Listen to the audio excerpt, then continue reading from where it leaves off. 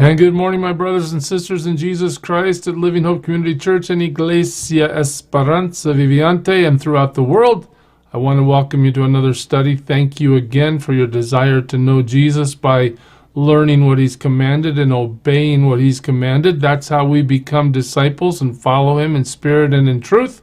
I'm glad you're here on the journey. Today, we find ourselves in Acts chapter 27.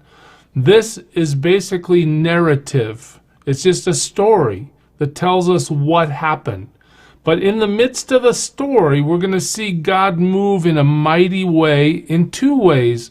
One is Paul, the prisoner, who's on his way to Rome to be tried for no charge. They can't figure out what to accuse him of, but nonetheless, Felix doesn't want to deal with him. Festus doesn't want to deal with him. Agrippa doesn't want to deal with him. So they decide to send him to Rome. Maybe the Roman emperor can figure out what to do with him. Well, he eventually does, by the way. He kills him for no reason. But anyway, today we see the journey. And we watch this prisoner, Paul, be used by God to rise as a leader in the midst of all the trouble. He's not a sailor by trade. He doesn't know how to navigate these kinds of things, but yet God puts the leader, the one who follows him, in position to tell others what to do. Very interesting. And we also see the sovereignty of God, where God supernaturally makes sure that Paul gets to Rome unharmed. Let me show you what I'm talking about this morning.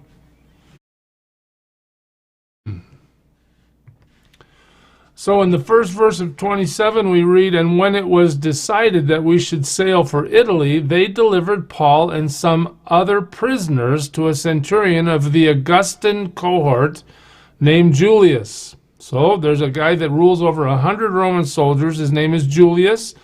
He's in charge. They're taking other prisoners with them, as you see. So, okay, everybody on the boat, we're going to Rome. All right. And embarking in a ship of Adramyttium, which was about to sail to the ports along the coast of Asia, we put to sea, accompanied by Aristarchus, a Macedonian from Thessalonica. Now, this is kind of interesting. Okay, they're using a little, maybe we should call it a little port hopper. The ship isn't designed to go into open sea. It's designed to just hop along the coast from port to port to port on the way around the Mediterranean into the region that they're trying to get to, right? Rome. All right, so that's what we're told about this ship. And notice that Aristarchus is with them. We know Aristarchus from Thessalonica. And in the end, just understand that God in his mercy allows people to be with Paul, and these people have a heart to go with Paul. I want you to notice, we put to sea. Do you see the we? That means Luke is back in the picture. He's traveling with Paul. As he records these things in chapter 27, he's recording his first-hand account as he experienced the journey. Here's a map. You see on the far right where it says Judea. That's where they're starting. The ship is intending to sail up along the coast to the north and then to the west. Along these very routes Paul has traveled before. They sail on the north side of Cyprus, and they're looking for an island called Crete there in the middle. You'll see that as the story progresses this morning. That's where a lot of the trouble comes. Paul's familiar with some of this. He's been on 3 missionary journeys through some of this territory, but watch what happens. Here they are. They're ready to go. The next day we put in at Sidon, and Julius treated Paul kindly. So this centurion in charge of Paul is not making Paul suffer in any way. Treated him kindly, gave him leave to go to his friends and be cared for. This is almost unheard of. What are you talking about? We have a day in port and you're going to let your prisoner go into town? I mean, this just shows you the trustworthiness of Paul and the fact that Julius understands that this man Paul is living to a different standard than most people, and he's not going to do anything to jeopardize Julius or jeopardize the trip to Rome. He's going to see his friends and let them be cared for.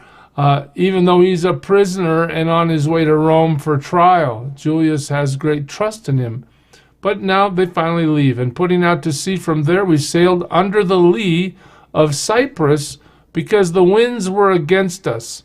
I'm no sailor, and I don't understand sailing very well at all, but I do know this, that there's a period of time in the Mediterranean Sea from like mid-September to mid-November.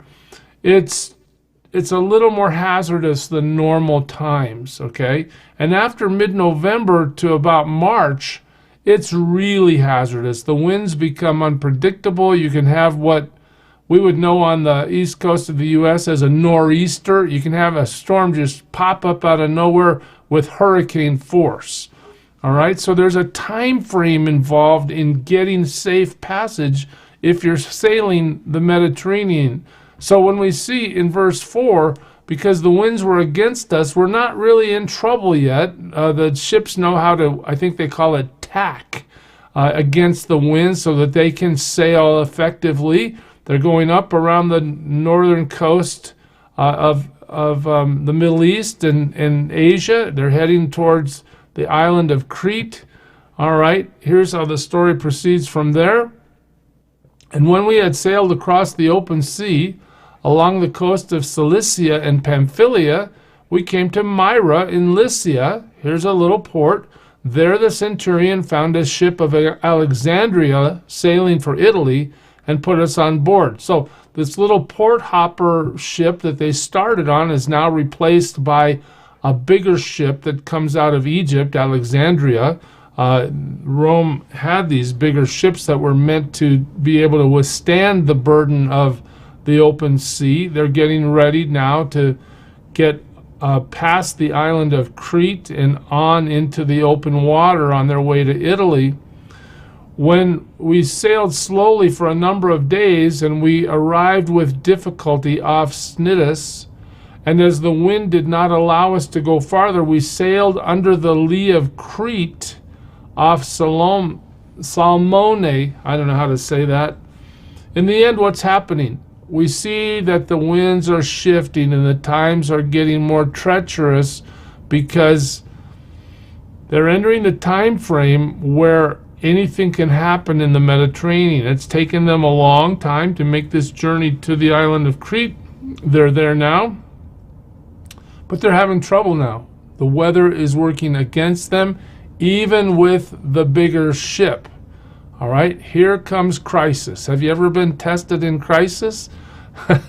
Sometimes God allows crisis, right? Because he wants to bring his message through his people to the people in the crisis, and because he wants to demonstrate to his own people that he is sovereignly and completely in control of any circumstance. We'll see that more in a second.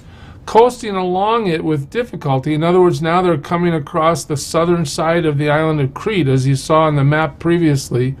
Coasting along it with difficulty, we came to a place called Fair Havens, near which was the city of Lasea. Okay, Fair Havens is a place that most sailors are not happy to stay. All right, so they want to get out of there. They certainly don't want to be stuck there for the winter. Okay, since much time had passed, so the voyage is going slow. The voyage was now dangerous. Okay, because even the fast was already over. That's the atonement fast, the Day of Atonement, Yom Kippur. All right, the calendar has shifted. We're heading into that dangerous time to sail. All right, so now we know that if we head out into open sea at this moment, we're in danger of having one of those huge storms show up. What should we do? Well, here comes the cream rising to the top. God uses the Apostle Paul. What does the Apostle Paul say? This is the slave prisoner, right? This is the guy that's on trial, what they think to be a criminal.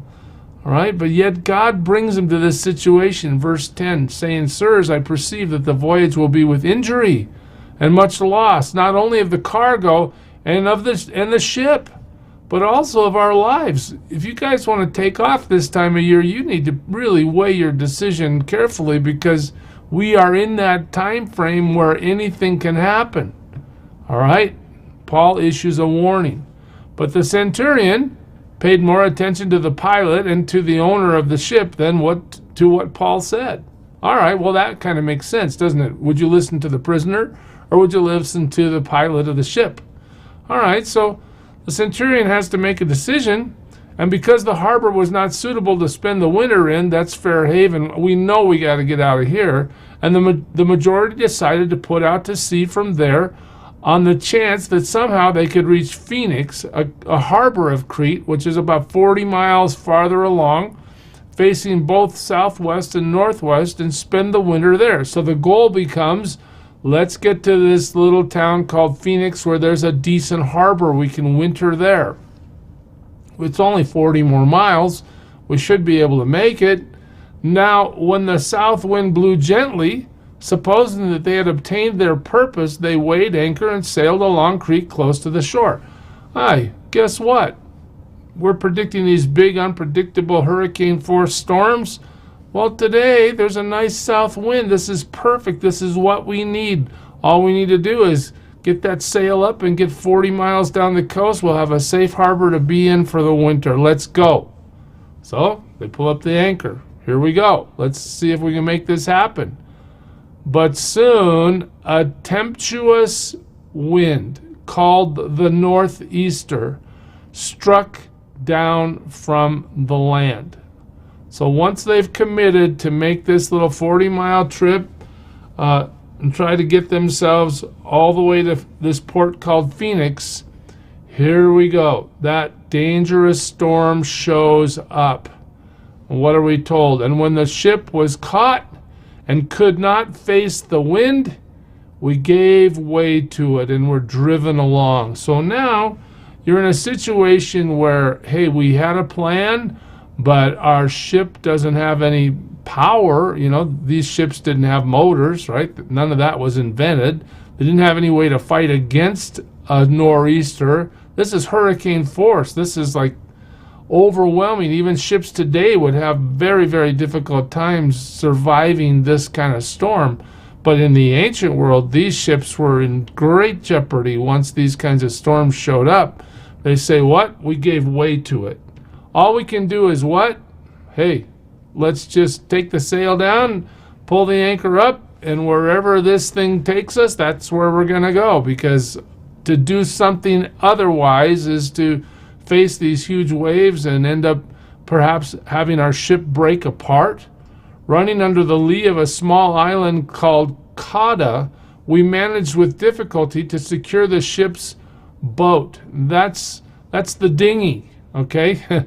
So they're in a terrible storm, and they're trying to deal with keeping the ship together while they move along. After hoisting it up, they use supports to undergird the ship.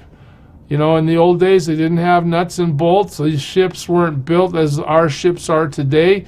So they would throw lines and try to get them under the ship and back up around to the other side so that they could secure the integrity, the structure of the ship. And that's what they're working on, trying to keep this ship together so that they don't all drown out in the middle of the Mediterranean. Then fearing that they would run aground on Syrtis, I don't know how to say that, they lowered the gear, and thus they were driven along. We give up, storm. Take us wherever you want to take us. That's the point. Since we were violently storm-tossed, they began the next day to jettison the cargo. Hey, what do we got to do? We got to lighten the load, because if we don't lighten the load, we'll be swamped by these huge waves. Let's get rid of all the stuff. I mean, we're really talking about desperate times, because this is how they make their money, right? By delivering the stuff. And on the third day, they threw the ship's tackle overboard with their own hands. It's time for us to get rid of everything. Now imagine 72 hours of being tossed about like a little rag doll in these huge waves with this hurricane force wind. I mean, obviously the idea that you're going to die has come into your mind by now. And when neither the sun nor stars appeared for many days and no small tempest lay on us, all hope of our being saved was at last abandoned. We gave up. This is right where God intervenes, right? When you give up. when you're so overwhelmed by your circumstance that you have no options, you cannot control anything, you give up. That's what they're doing right here. And I want you to see the map again. You see the Isle of Crete right here in the middle. You see how it goes down below almost to the northern coast of Africa. This was like a ship junkyard in the ancient world, where ships that were caught in this kind of storm would come down to North Africa and get destroyed. Right? It's dark. They have clouds. Luke has told us we can't navigate by the stars because we can't see the stars. Oh, by the way, we threw all the tackle off. We don't have any way to do anything. But hey, guess what? God's going to help us. You see that red line that goes up towards Malta? That's the name of that little island on the left. Somehow, in spite of all this, the ability not to navigate, all the tackle's gone, all the equipment's gone, we've just let ourselves go. God takes this ship all the way across to Malta in this storm. I mean, we're watching a miracle, as understated as it might be. Since they had been without food for a long time, Paul stood up among them and said, "The godly man comes again to lead the people in the crisis." Look at this. "Men, you should have listened to me and not set sail from Crete and incurred this injury and loss." So point number one, I told you so. Yet now I urge you to take heart, for there will be no loss of life among you, but only of the ship. The Lord has shown me. We're not going to die, but the ship is going to be destroyed. For this very night there stood before me an angel of God, to whom I belong and whom I worship. God has revealed the plan to Paul, and he said, "Do not be afraid, Paul. You must stand before Caesar, and behold, God has granted you all those who sail with you." Paul declares what God has shown him. So take heart, men, for I have faith in God that it will be exactly as I have been told. But we must run aground on some island. That's our job. Well, how does this end? Come back tomorrow. That's how it ends. I don't want to take any more of your time today, but just understand, Paul rises to the occasion because the Spirit of God is working through the one he loves. God's shown him what's going to happen. God's made the promise of his safe journey to Rome. And God, in his mercy, has said, I am going to save the whole crew. Not the ship, but the whole crew. We'll see how God gets Paul all the way to Rome tomorrow. God bless you, church. Serve him well today.